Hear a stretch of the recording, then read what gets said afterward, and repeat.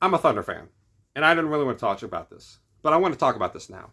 First of all, congratulations to the Spurs for winning the NBA, probably going to win the NBA Cup, for winning against us in the NBA Cup tournament. Great job. I'll discuss this throughout this video. Um, I don't like NBA fans. They're the worst fan base. It's the worst sport to be a fan of, and it's not because of the action that played on the court.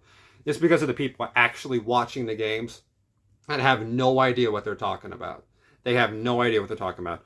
And when I'm talking about this is officiating. People complain about this game and said officiating in the Thunder's favor is unwatchable. Is unwatchable. But everyone who actually knows ball and watches the game, like Stephen Gooding and D Wade, we're on the play, we're commentating. We're not complaining about officiating at all. At all. Not one bit. We sat back and appreciated the game of how intense the defense was on both sides, how great one-on-one defense it was, with Wemby being behind it. The competition at the highest of high levels was being played, and people were complaining about the refereeing. Off of one call, Shea getting a foul call that Dylan Harper might have landed under his leg, maybe not. It was close. Let me give you an explanation of why that stuff happens. It's because the amount of times Shea drives in and does a step back and people actually land underneath his feet and it gets called. If it looks close to that, they're going to call it because the amount of times he puts pressure on the rim and the amount of times he gets mid-range shots, he's bound to get fouled a couple times, and that's why he has higher free throw percentages or higher free throw attempts. Like last year, everyone complained about Shea. Guess what? He would have led the league in points if we took away free throws. There you go. People don't like greatness when it's done differently. It's that people just don't like it. I think his one-on-one scoring against the Spurs was not done at an extraordinarily high level compared to what I think he normally can do, because Stephon Castle and Devin Vassell played immaculate defense on him, better than I've seen anyone play against them against my Thunder this year one-on-one. And people dare say that's unwatchable. Shea had a layup that was amazing to watch against Luke Cornett. He went in, looped under, flicked up and in, using the backboard off of that, using the jelly off the glass to make it go in. Amazingly. No one talks about that. No one talks about how if he gets to inside 12 feet and gets a step back, 80% of the time pretty much it goes in. It's almost automatic from that spot, especially on that left corner. It's going in. Right elbow, it's going in. And sometimes defenders will be a little bit aggressive and get underneath his feet because they're trying to close out because he stops so fast and get out there. And sometimes it's tough for the ref to tell if that's going to be a foul call or not. And you say it happens consistently to him. Why? Because it puts the ball, because he puts pressure on the rim so much that you're bound to get a couple calls in your favor. Happens with Trae Young. Happens with Luka a ton. Luka will do a step back in slow motion pretty much and get a foul call off of something that we don't really, especially out of the post. Pump fake, bump, fade. No one complains about Luka. And for some reason, people have forgot about when Harden would do this and also travel. He would do a double step back and then jump into you and swing his legs into the three-point line and get called for a foul. That's the problem, was when James Harden would do it. But people, when they talk about Harden historically, have completely forgot about that. And now we like say Shea is the main beneficiary of this. Everyone in their own generation has been who attacks the paint will get beneficiary calls from the ref because it's tougher to decipher what's a foul and what's not, depending on what it is, especially when it comes to where your feet land. That was a natural motion of some sort. I'm not saying it's perfect. DeMar DeRozan does this a ton too. Step back, funny step backs. He steps back, he'll kick his feet out right in front of you, and you run right into him if you're going to close out straight. You have to close out at an angle. And we talk about the fouls, that beneficiary, the Thunder, and all this stuff. I don't think that was a ton. I think maybe one or two ones you could have talked about when it came to Stephon Castle that we could have given. I think the one he had a dunk on was a foul that should have been called. I think Caruso got fouled going for a rebound at the end of the game. That wasn't called. You feel like if it was refs were beneficially trying to benefit the Thunder, you feel like with 1.5 seconds left in the game, a possible foul call would go in the Thunder's favor. Well, it didn't. So, it's tough to really explain that. Every star gets their own beneficial free throws. Gets their own beneficial call. LeBron had that for a while. Even Durant would have that for a while.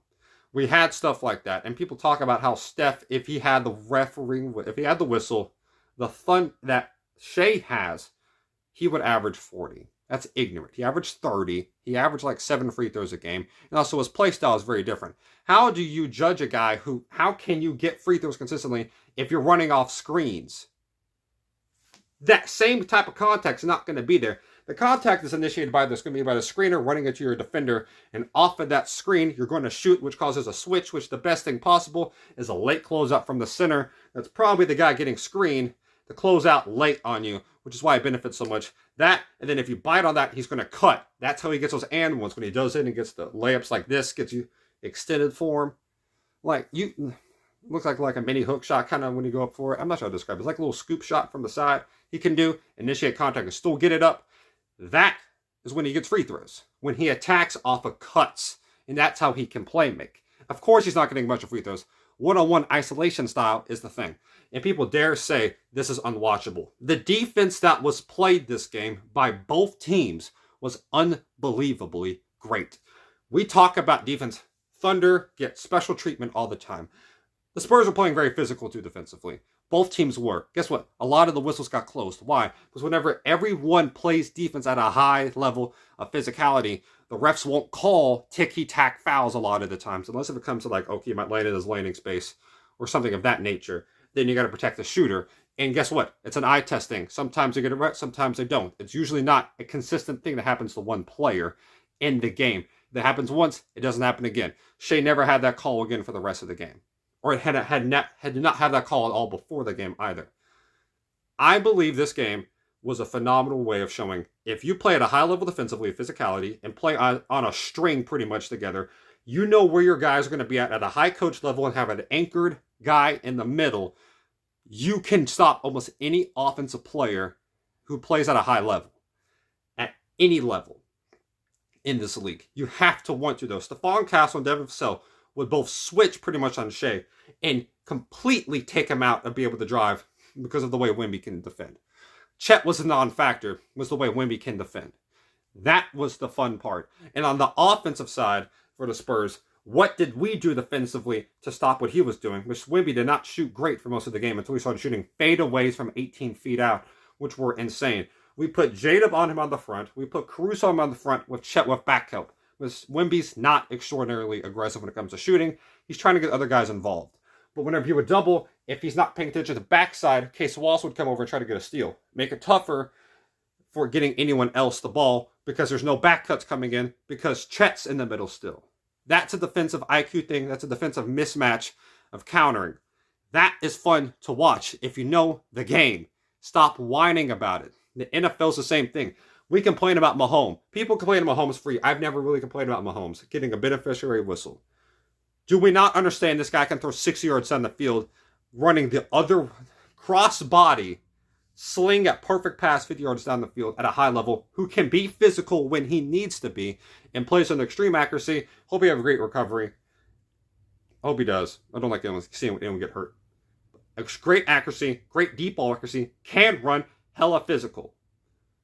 That will get you, again, that can get you calls. If you put the ball in the right position to succeed, you will get a lot of calls in your favor because you're consistently putting in a position to make the ref make a decision. If the refs consistently have to make a decision, a lot of times they want to be a part of the game. But if everyone defensively plays at a high level and puts high pressure on the ball, the refs' whistles will usually go like kind of shush and let everyone else play. In my opinion, what is unwatchable to me are the bottom teams in the Eastern Conference, like the Nets, the Wizards, the Hornets, those type of teams, who just jack up threes. Who jack up threes the entire game and don't try defensively. Like the Kings. They don't try outside of Westbrook. Pretty much none of them do. But they had a fan get kicked out because he yelled at Zach LaVine to try harder, and Zach LaVine yelled at him back. Like, are we serious? That don't make sense to me. And it annoys me whenever we ask for higher physical capable basketball instead of jacking up three-pointers, and we actually get it from two great teams, and we just bitch and complain about everything. I do not like that personally, and I don't think you should either. Appreciate the game for what it is. Iman Shumpert broke it down to perfection. If everyone plays on a string at a high level of the physicality and plays consistency at that high level defensively, like you would do on offense, the whistles will go quieter because the bar has been set at a different level than before. It's like an offense. When everyone started to carrying stopped getting called. When the double step back became a thing, it stopped being called. When Kevin Durant would swing the ball and bring it out to here on the cross, that was not called a carry no more. And so more people were able to do it. Once Lu Dort started playing physical defensively without fouling side to side, there was a play this game that Wembanyama had a dunk, and Dort met him at the top of his hand and blocked it clean. That is so tough to do. And Caruso was doing it, Chet was doing it, Wemby was doing it, Castle was doing it. Great defensive performances all across the board. Dan Hurley taught Stephon Castle well at UConn to be able to make late game free throws, be able to play in big games like this against high-level offensive players, and be able to do this at a consistent level that it's kind of tough for the ref to call stuff. And the way Shai gets a lot of his fouls, I'll be completely honest, is because it's isolation. If it was compacted like a lot of Giannis' stuff is, or a lot of Jokic's stuff is, it would probably be called less. But since it's in the open, and it's open area, because usually when Shai gets the ball, it's like 5-10 feet away from the other player. We run a lot of isolation. So if there's any little contact, it's going to be shown a lot more than when Wemby does it and 3 players are around him, and then there's a cutter coming in, and there's action on the other side, and there's an action on his side so he can get an open three-pointer because the guy's doubling down from the right side wing because he's on the right side block. We're doubling here, so we're going to bring a guy over. You see that? There's a lot of commotion with his play. A lot of commotion with Jokic's play when he's in the post. Giannis especially in the post. So not all of those are getting free throws. Also Steph too. There's a lot of commotion of his stuff. It's not a lot of slow work. Let's get in it. Let's make a play out of it. No. It is, I'm going to run here. Okay, screen here. No. Pin down here. There's a lot of cutting. There's a lot of commotion going on. So it's tougher for the ref to catch everything unless it's very obvious. If it's one-on-one isolation, everyone is spread out. It is one-on-one clear vision of 3 referees, and if it's a little bit of contact, it's going to be shown a lot more. That's why Luka can get calls. That's why Harden gets calls. That's why Trae Young gets calls off of pick and rolls, because it's just open area for him to work. Does that make sense? Chris Paul would get this too. Devin Booker would get this too. Isolation scores do this at a high level because they can get contact on one defender, and it's obvious because no one else is around him. Does that make sense? So more beneficiary calls go in their favor. I've said this before. I think Shai has games that he tries too hard to get free throws. Just take your normal shot. Luka also does that too when he flails on the That's annoying. That's annoying in my opinion. I think guys that are unwatchable right now, in my opinion, I'll give 2. Anthony Edwards and Donovan Mitchell, because they don't attack the damn rim enough as they should. Anthony Edwards can dunk on anyone in this league, maybe outside of Victor Wembanyama. Everyone else is under his ability to get dunked on. He can dunk on anyone in this league. And he settles for step-back threes on the left wing off of soft screens and easy switches. And Randall has to do a lot of the attacking, which he's not as athletic, he's a lot more physical, but that's going to tear him down at one point. You have to do this. You have to be able to cut. And whenever he would play the Thunder at a high intensity last year of attacking them, it would work. He got 12, I think it was game 2. Or it was game 1. I think he had the most free throws out of any game he had. He had like 12 free throws. Because he attacked the rim in the third quarter and then stopped. It's like he's lazy. He doesn't have a post game. He doesn't have ability to attack the rim. He's not willing to attack the rim. He definitely can. He's not willing to. He takes mid-range shots, but they're not great shots. They're just his three-point type of way he gets his shots up, but from mid-range. I think last year, he attempted the most threes per game. Anthony Edwards, the guy who has a 40-inch vertical, is 6'6". He's just settling for threes. That's so annoying.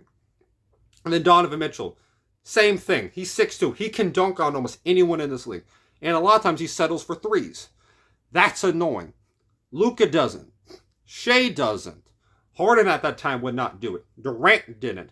Booker doesn't. Those are guys that are fun to watch in my opinion. to go one-on-one. Kawhi doesn't. Jokic doesn't. Giannis doesn't. Victor doesn't. Those are fun guys to watch because they attack inside the arc at a high level. These guys don't. Those two I just mentioned don't, and those are annoying to watch. I love Donovan Mitchell was with the Jazz. Clear out the room. You could dish it down to Gobert, or he would dunk on you. Not with Cleveland right now, especially with the Garland the way he's playing and he keeps getting hurt. It's just frustrating. So, that's my opinion. Put on the comments your own, because there's a lot of plays that were made that were great defensively, and everyone's bitching about the idea of, that's the best word I can use for this, about officiating, which was not a factor in this game at all. If you watched it, you wouldn't. People like to complain. It's annoying. In the NFL, I'm a Patriots fan. So this weekend, when the Bills played the Patriots, when I reacted to it, was I sitting here for the entire video saying, Carlton Davis should have got a foul call in his face. Should have not been called for PI. Or Jones shouldn't have been called for PI. Or we should have got a call on Stephon Diggs for getting held there. Or Deion Dawkins was holding. No. I said I think officiating had there were some bad calls in this game, but what was the problem? We got tired defensively, and we didn't use Trevion Henderson to the best level late in the game. That was the problem. Screw these refs. If you take care of business, you win. And we talk about historically great players, and then we talk about officiating nowadays, and no one seems to care about that Kobe's championship in 2021, or not 2001, against the Kings, or 2002, one of those two, in the Western Conference Finals, with Shaq and Kobe, like Game 6 was not completely rigged, officiating-wise. No one brings it up and puts that against him. No one does. But we care about Shea and these guys, especially Shea, so much about how officiating is, but we still try to defend these other guys to such a minute level, like we're protecting them. Appreciate the game that you have today, or you will come whine about the same things 20 years from now and be praising these guys like you love them. You hate them. You don't like them.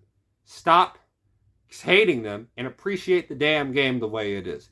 Cade Cunningham gets calls in his favor. He's 6'8" and can attack 6'6", and he can attack the rim to a high level. He's going to get calls in his favor. Jaylen Brown gets calls in his favor because he can attack the rim at a high level. The two guys I mentioned don't attack at a high level consistently. You got to be able to do it if you want to get those calls. I think I made myself pretty clear here. There you go. That's my reasoning. I don't want to hear anything else. I actually watch the games instead of just highlight watch everything, especially my Thunder. It's annoying when people complain about us because we play defense at a high level. We genuinely do. And there's some times, especially in the Indiana series last year, that maybe a call here, maybe not. But also, they run at a fast-paced tempo. So illegal screens aren't going to be called. No one talks about when Draymond Green does illegal screens for the Warriors. No one talks about that. But we bitch about when Shea gets a low call, but when Draymond can run through two people, especially in that 2022 finals, he was getting illegal screens all the time on Jaylen Brown, Derek White, Robert Williams, Jason Tatum, all of them. Marcus Smart, no calls. Because people actually don't watch the game.